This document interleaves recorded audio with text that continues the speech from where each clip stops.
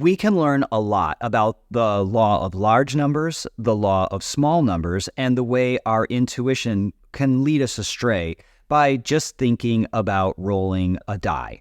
Let's imagine that I was going to roll a single die 30 times. Now, you're probably pretty comfortable with the idea that each individual number has a 1/6 probability of showing up on the die on any one given roll. So just for instance, the probability of rolling a 2 would be 1/6, or the probability of rolling a 5 would be 1/6. If I was going to roll this single die 30 times, we might very reasonably multiply 30 by 1/6, which is 5, and say, hey, my single best guess is that I'm going to roll each value on the die 5 times. And frankly, that would be the single best guess that you can make. But the probability that that's what's going to happen is actually quite low. 30 rolls is just not nearly enough rolls to guarantee those kinds of proportions. It's quite likely that you're going to, for instance, roll a 3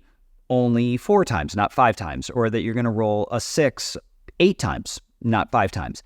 There's just too much randomness at play with only 30 trials in order to make that kind of a guarantee. 5, 5, 5, 5, 5.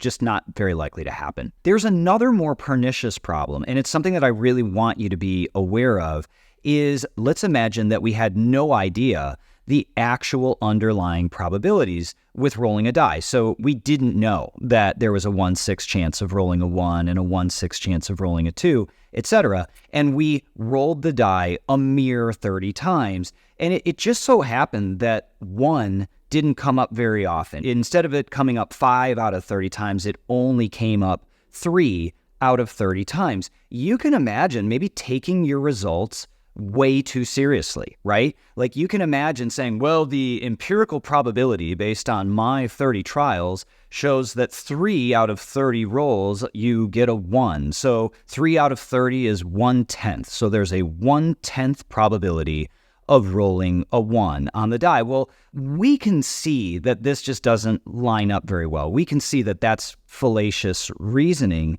because we understand how dice rolls really work.